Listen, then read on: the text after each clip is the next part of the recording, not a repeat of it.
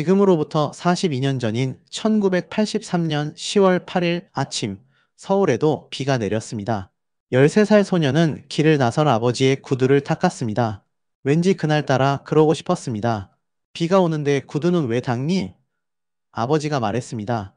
그러더니 1,000원을 꺼내 소년의 손에 쥐어주곤 머리를 쓰다듬었습니다. 그러곤 빗속을 뚫고 김포공항으로 떠났습니다. 이것이 아버지의 마지막 모습이었습니다. 아버지 심상우 11대 국회의원은 그 다음날 버마 아웅산 묘역에서 숨졌습니다. 전두환 대통령을 노린 북한의 폭탄에 희생된 것입니다. 그때 아버지의 나이 45세, 민망할 정도로 젊은 나이였습니다. 13세였던 소녀는 이제 그때의 아버지보다 10살 많은 어른이 됐습니다. 개그맨 심연섭 이야기입니다. 대한민국에서 1990년대를 살아간 이들 중 심연섭을 모르는 이는 없을 것입니다. 개그 콘서트의 전성기를 이끌며 수많은 유행어를 낳았습니다. 여기저기 TV만 틀면 등장하곤 했죠. 그러던 것이 언젠가부터 한동안 잘 보이지 않았습니다. 지난해부턴 조선의 사랑꾼에 출연 중인데요. 여성을 소개받고 연애하는 과정이 중계됐습니다. 연애에 서툴고 소탈한 모습이 시청자들의 눈길을 끌었죠. 국립묘지 내 부모님 묘역 앞에서 프로포즈를 하는 모습은 큰 화제가 됐습니다. 그의 가족사도 다시 주목받았죠. 다음은 개그맨 심연섭의 실제 인터뷰를 재현한 내용들입니다. 그날 아버지가 주신 용돈을 오랫동안 간직하고 있었어요. 40대 때까지도 갖고 있었는데 이사하면서 없어졌어요. 사실 미얀마로 떠나시기 한 달 전부터 아버지가 좀 이상했어요.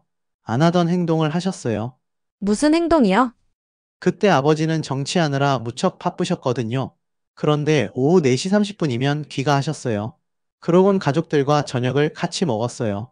삼남이녀를 앉혀놓고 앞으로 어떻게 살아가야 할지 말씀을 해주셨어요. 아버지가 신문사를 운영했잖니.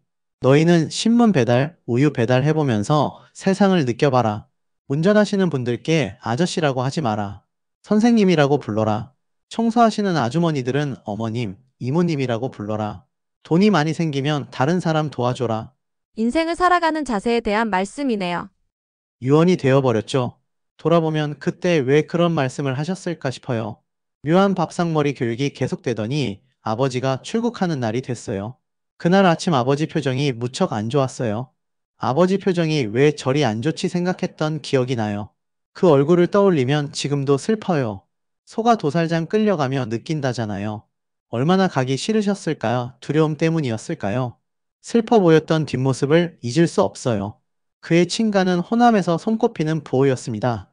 심상우 전 의원은 호남전기 사장이었죠. 전남매일 신문사를 경영하는 언론 사주이기도 했습니다. 1981년엔 정계에 진출, 제11대 국회의원 선거에서 민주정의당 후보로 전라남도 광주시 동구-북구 선거구에 출마해 당선됐습니다. 1983년 3월엔 민정당 총재 비서실장이 됐죠. 대통령이 여당 총재를 겸하던 시절이었습니다.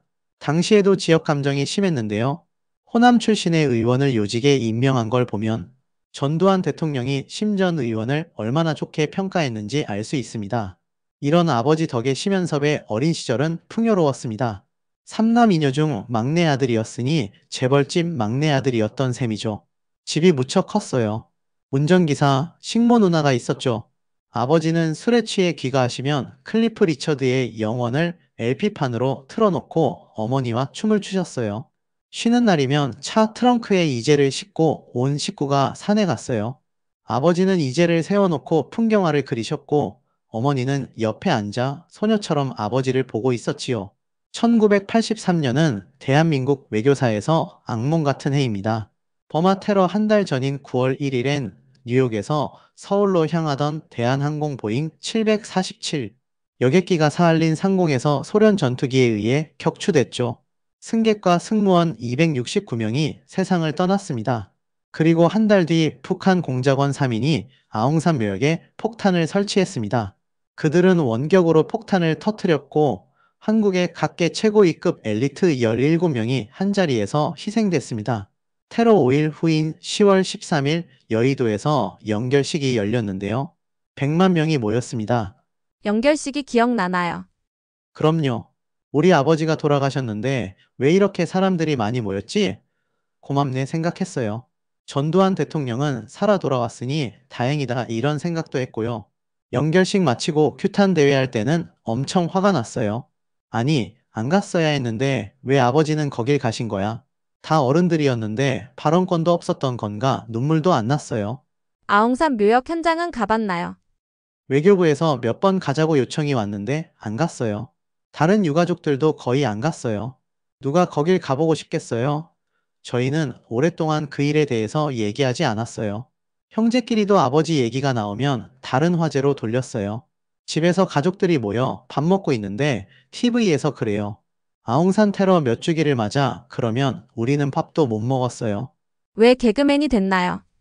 원래는 자동차 디자이너를 하고 싶었어요. 서울 예전 시각디자인과에 들어갔지요. 군대 다녀와서 뉴욕이나 파슨스로 유학 가려 했어요. 1990년에 해군에 입대했어요. 휴가를 나오는데 언젠가부터 어머니가 왔니? 밥 먹어라 이러고 방으로 들어가 버리시는 거예요. 휴가 받고도 집에 안 오고 그냥 배에서 머문 적도 여러 번이에요. 모범 수병으로 상도 받았어요. 어머님은 왜 그러신 걸까요? 알고 봤더니 1990년에 어머니가 지인의 보증을 잘못 써 빚을 떠안은 거예요. 15억 6천만 원이었어요. 어머니가 새벽에 코피를 흘리기도 하셨대요. 휴가 나온 저에게 미안해서 무슨 말을 못 하신 거죠. 당시 대치동 음마 아파트 한 채 시세가 1억 원쯤이었습니다. 서울 강남 아파트 15채 금액에 빚을 지게 된 거죠. 그의 말이 이어졌습니다. 어떻게 하면 그 빚을 갚을 수 있을까 생각했어요. 그런데 학교 다닐 때 교수님이 그러셨거든요. 넌 연극영화과에 가지 왜 여기로 왔니? 이 말에 배우나 가수는 아닌 것 같고 개그맨을 하자 생각했어요. 제대하고 보름 후에 MBC 개그맨 시험을 봤는데 떨어졌어요. 군인 개그를 했으니 통했겠어요? 그 후에 SBS 공채에 붙었죠. 정작 인기를 얻은 건 KBS에서였어요. 정치하라는 얘기는 안 들었나요? 여러 번 들었죠. 아버지의 뒤를 이어 국회의원 해보라고요. 근데 어머니가 신신당부하셨어요. 정치 쪽으로 절대 가지 말라고요. 시사 코미디도 하지 말라고 하셨어요. 당신 남편이 정치계로 갔기 때문에 돌아가신 거잖아요. 어머니에겐 그게 컸던 것 같아요. 빚도 갚았겠다. 나도 이제 여행도 다니면서 살아야겠다 했는데 어머니가 아프기 시작했어요. 그렇게 10년을 투병하셨어요. 나중엔 뇌경색이 와서 누워만 계시고 말도 못 하셨어요. 병원에서 간병하던 어느 날이었어요. 어머니가 차고 계신 성인용 기저귀를 새 기저귀로 갈아야 되는데 쉽지 않은 거예요. 엄마 허리를 이쪽으로 돌려보세요. 거듭 몸을 들어도 안 돼요. 엄마가 차고 계셨던 기저귀를 나도 모르게 벽에 던졌어요. 다시는 안 올 거야. 이러곤 병원에서 뛰쳐나왔어요. 어디로 갔나요? 병원 앞 사우나에 갔어요. 잠깐 눈을 붙였는데 아버지가 나타나요. 옛날 집에서 웃고 계세요. 예전 모습 그대로요. 그게 더 무서웠어요. 차라리 야, 임마, 너 빨리 안 들어가 혼내는 게 낫죠. 병실에 돌아갔더니 수간호사님이 이래요. 이럴 거면 간병인 쓰세요. 원래 자식이 간병 못해요.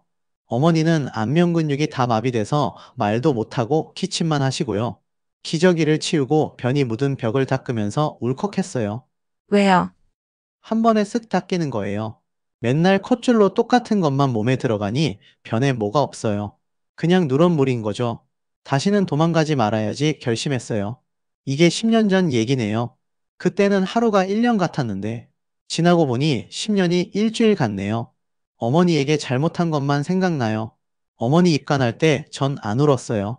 엄마 귀를 솜으로 막은 거예요. 그게 너무 싫었어요. 엄마는 답답한 거 싫어하는데 매장하러 국립묘지 가서도 그 생각만 했어요. 엄마가 얼마나 답답할까? 그런데 얼마 후에 퍼뜩 깨달았어요. 아, 엄마가 이제 그렇게 그리워했던 아버지 옆으로 가시는구나.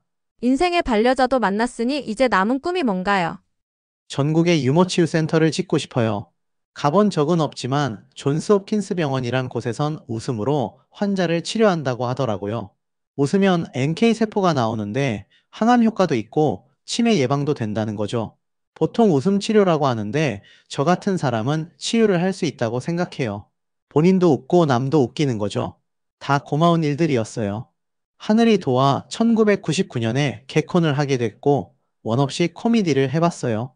개그맨이 된 걸 후회한 적은 없어요. 아버지가 갑작스럽게 돌아가신 것, 어머니를 간병하며 긴 시간 보낸 것 다 인연이죠. 사람들이 저를 애잔하게 본 적이 많았어요. 저는 동의하지 않았어요. 어린 나이에 남들보다 일찍 겪은 거라 생각했어요. 결혼만 안 했다고 생각했는데 이제 나타난 거죠. 만약 인생의 한순간을 바꿀 수 있다면요? 가끔 말도 안 되는 생각을 해요. 만약 타임머신이 있다면 1983년 10월 7일로 돌아가서 아버지한테 수면제를 먹이는 거예요. 다음날 못 일어나세요. 아니면 주무실 때 다리를 부러뜨리는 거죠. 못 가세요. 아버지가 그리 가시지 않았다면 어머니도 많이 아프지 않았을 테니까요.